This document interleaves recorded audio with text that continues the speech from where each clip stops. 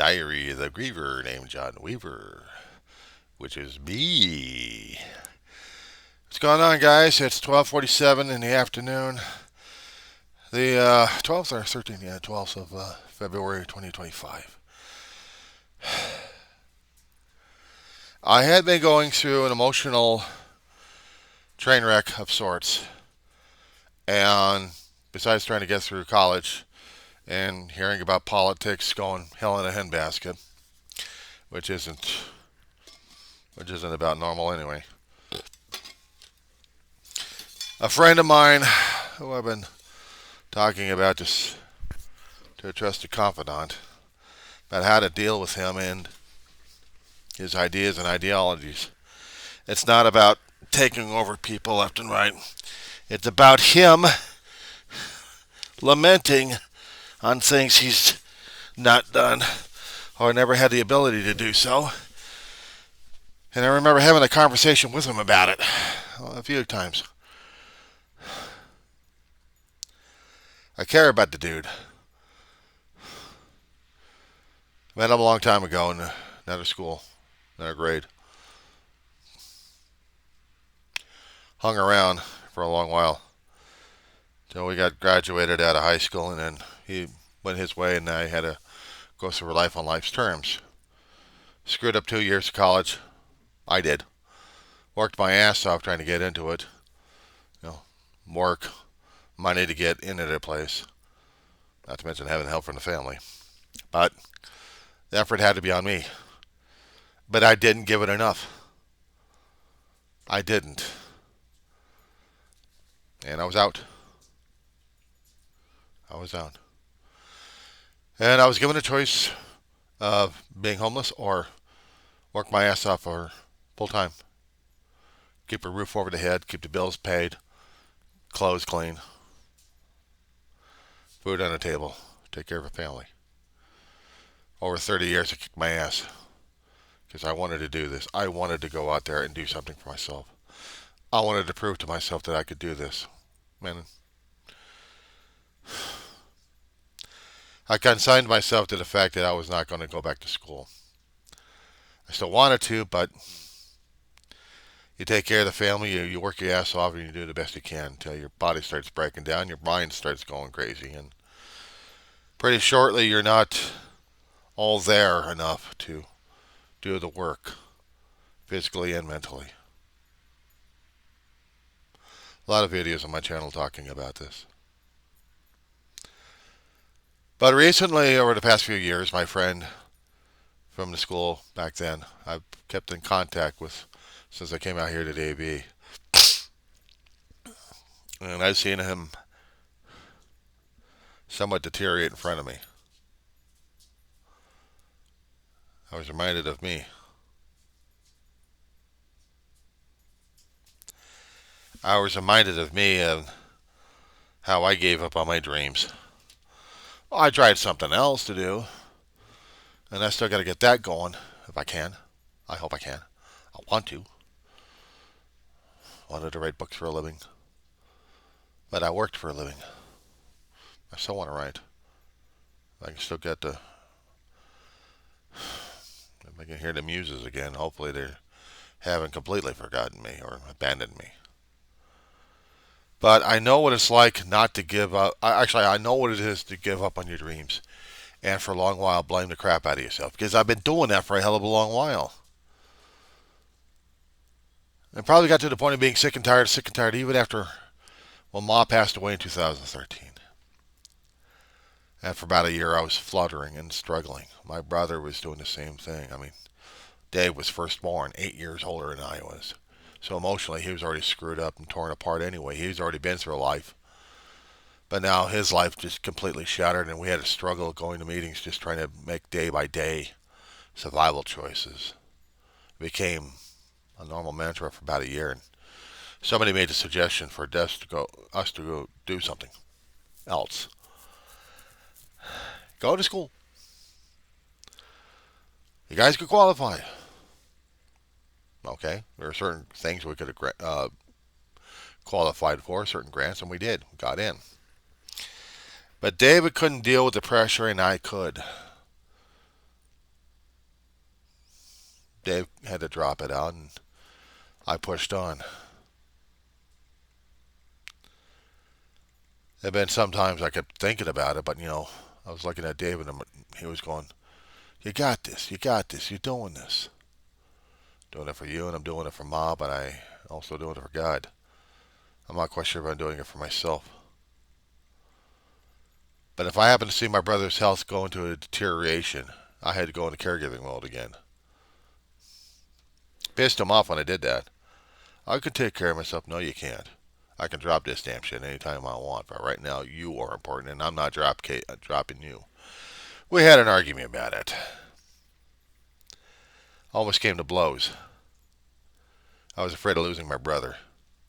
He didn't want me to lose this second chance at college.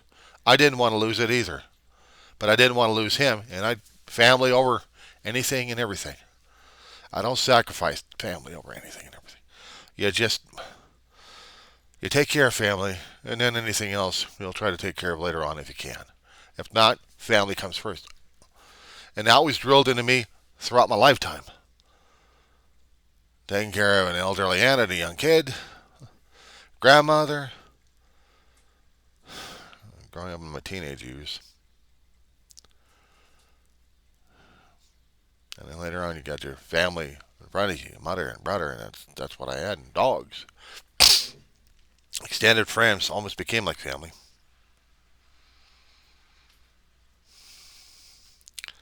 But I did what I could to take care of them. Bust my ass. Dealt with all the injuries and dealt with any kind of insults. But you bust your ass. If you're still able to work and you're still able to think, you do the jam. You do the job. That's what I did. And with all the grief being built up of losing people and not to mention losing dogs left and right, I had to keep focused on what I had to do. That was the thing. Keep focused on this. Until I lost the focus. Get injured on the job where I couldn't go back. Mentally, I was getting screwed over, and physically, I just done in. Couldn't do it anymore. And then had to go through other choices and other things in life that may have been the right or wrong choices. I don't know. Had to go for survival and consider that more of anything else. Just survival. My chance to go back to school right after Ma's death and trying to settle out in a new place to live. Or get evicted and then come to this place. Still continue my education. My brother still couldn't. And it's in this place that my brother and I had an argument over how we could do this. But I wasn't stopping. I wasn't stopping for a minute. I'm still not stopping.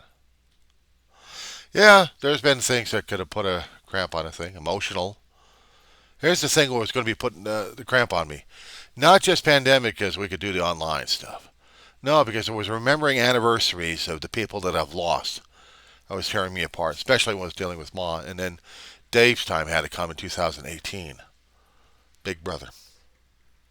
And that's what tore me apart, really.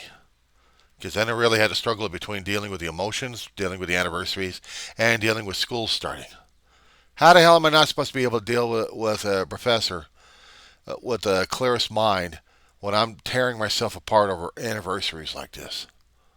I mean, I wish I could tell the professors, past and future. I mean, some of the professors in the past, yes, I have. I talked to a few of them. Even after the pandemic, this is when I was still dealing with the emotions worse off than anything else. But how was I supposed to be able to communicate to the professors of the emotional health? It's right after the pandemic we started to discover that there is a lot of mental health breakdown happening in one form or another. Professors had to give a little bit of a leeway, but not much. But as long as the students were actually able to communicate to the professors, let them know what's going on. This month of February, since Ma's death, has been one of the worst ones. That in September. My brother's passage was on September 8th of 2018. My mother's final passage, was February 19th, 2013. Ma started it on the February 1st. And then it just went downhill until they finally signed the paperwork and she was taking off life support and she's gone. And Dave could never dealt. Dave and I were still having problems dealing with the anniversaries popping up. We would never have been able to talk with each other about the damn shit. I did a video concerning about it, like about nearly a year after she passed. And I wanted to make sure I was doing this because I wanted to express my grief, my love. We went to a funeral, a memorial service actually, for a person who passed away in 12 Step.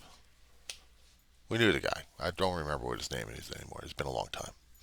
But I saw the memorial that they did, music and video. I'm thinking to myself, wait a second, I could do that. I've done something like that. I could do that. So I've done fun stuff, but I also had to do the serious stuff. I did one for Dave. I did one for Ma. I got to post it out there. Well, it's copyright information on there, so YouTube doesn't yank the shit. But it's still out there as a tribute and as a memorial to them. It was the hardest damn thing for me to get through. Still is. Because I haven't seen it. I've seen pictures of Ma and Dave on a constant basis. I got it on a phone. I've got it on computers. I got it over here. I'm constantly surrounded by the pictures. I'm constantly flooded by how much I miss and grieve them. And on some occasions, I can actually get through this stuff by talking into a computer screen, into a camera, maybe a little bit off kilter here, and talk. That friend I had back in school a long time ago, when I saw him and his siblings out here, we talked about things, and we barely talked about the death of their own parents and their own struggles about it, on how they were going through it. I wanted to hear about it. I wanted to share stories with them. But apparently the grieving process is so intense with them that it's hard to get that information out. Grieving is personal to us. We have poured a lot of our investment energy into them. We have poured a lot of our love. And that's the hardest thing that hurts. Because we still had the investment ready to pour more into them. And try not to be recipients, but we are recipients of that love. And focus that we are, we are loved. But when you lose that, when you lose that feeling, when you lose that pain ripped out of you, it's hard to get it back. Even if you have everybody else trying to give you a group hug, trying to share their love, you can't get that love specifically for the loved one who has just passed over. You can't get it back in this world. You can think about, well, they're in a better place, and I should be happy and grateful for them. No, we're miserable sons of bitches. Deal with it. I'm a miserable son of a bitch. I had to hide my pain like crazy because I had to work my ass off. I had to cover the damn pain off like crazy. Once in a great while, I would cry and don't even realize why. Because I miss my family that bad. Some kind of thought would go in my head, and then I'd start to tear up and then cry for no apparent reason. It didn't occur to me that the grieving process was still trying to go. But I kept holding that damn thing. I didn't want it to go. I still had things to do. I was on survival mode. But I couldn't honestly feel the loss. And now, since Ma passed, and then a dog passed, and a friend of mine who was mother to her own family passed, and then my big brother passed, it's like open up the floodgates, and here comes the pain. Whoosh! Big dam of the stuff I've walled up. Whoosh! And it's still whooshing. I get drowned every so often with emotions, with tears. I'll have the thoughts. I'll have the feelings. And on some occasions, I've had the thoughts and feelings of killing myself. Just drown and just get it over with. Because I'm so damn overwhelmed with the pain and loss. I wanted to talk to my friends about it. I wanted to talk to them saying, I am in that spot. Can you help me out? But it seems like they don't want to touch it. Nobody wants to touch a grieving person. No matter how many times I keep throwing them Roman signals, they don't want to touch it. Honest to God, they don't want to touch it. Grieving is so damn personalized at this point over here. Some people will make reminders. I've got a reminder or two about how much I've lost them. Things that matter to me, I still have out. But in dealing with somebody else who's lost it, and you want to share that pain, the problem is with their grieving, with my own grieving. I've personalized it where I've got the door closed. It's closed off the rest of the world. I'm dealing with a dog that's also dealing with it as well, so we're constantly feeding off of each other. Can't experience the world. It's cloudy outside. It was cloudy when Ma died. It was cloudy and raining. Of course, you associate rain with the clouds, but it could be cloudy, and then it could be raining. Overcast, and then rain. But this was raining on our last day. All day long. On that day. And it hurt like hell. It hurt like hell. And I can't deal with it. There's been some days I'm having an issue over it. I want to do the schoolwork. I want to get past this damn depression so I can focus on the damn work. I've got a little leeway. Okay, fine.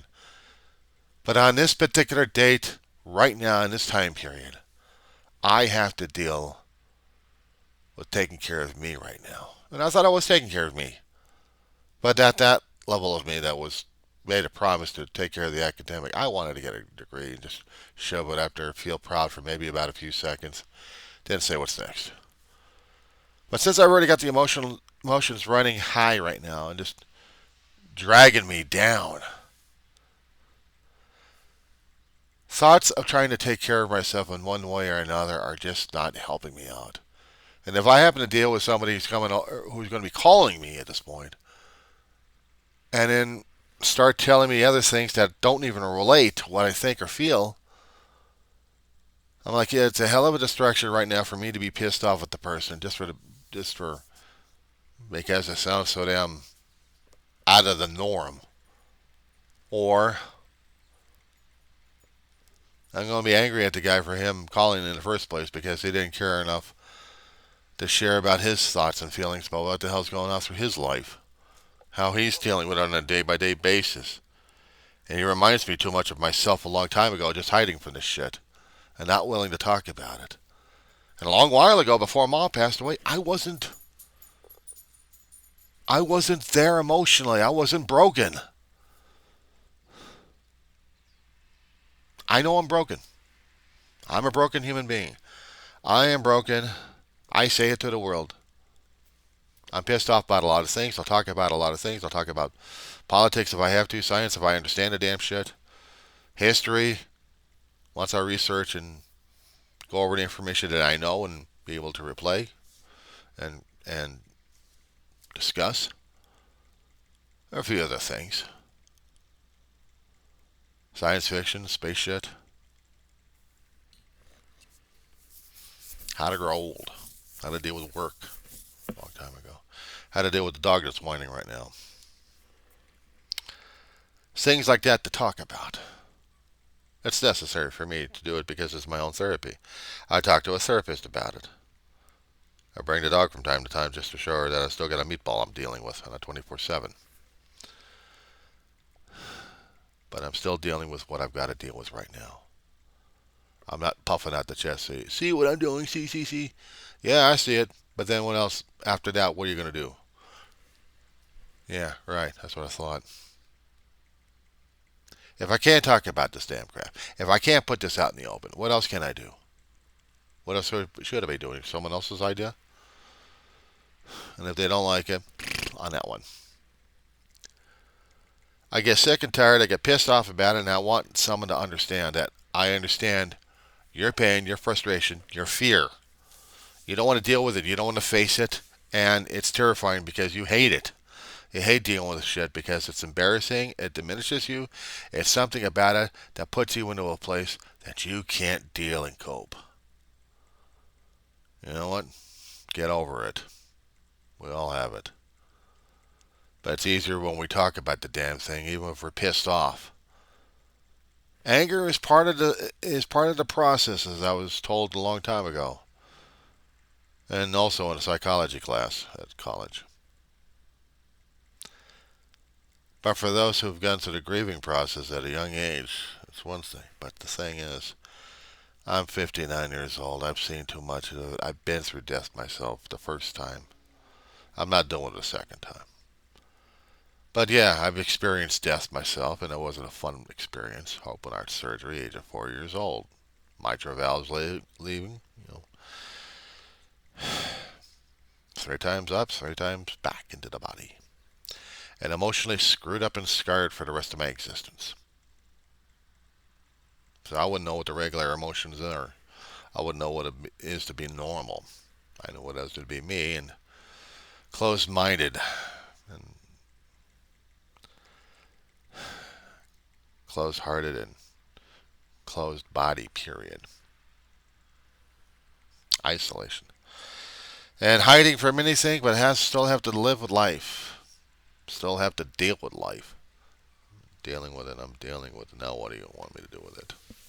That's the thing. What do you want me to do with it next? I don't know. For right now, I'm coping, I'm dealing, and that's about it. Today, I've been going through the emotional roller coaster. I couldn't do class today, unfortunately. I wish I could say I'm sorry to the professor, but this is the shit I'm going through. I'm hoping Monday I'll come back online. Meantime, I still got the work that still needs to be done. I still got a dog that still needs my attention at this point. And I'm fearing that around 5 or 6 o'clock, my friend from school will be calling with his goofy ideas.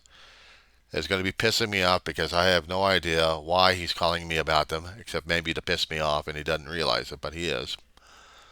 I'd rather hear about his emotional shit he's going through today if he's dealing with stuff and some things we talked about. And if he's still pissed off about it, good. I know I'm getting somewhere with the kid. That being said, guys,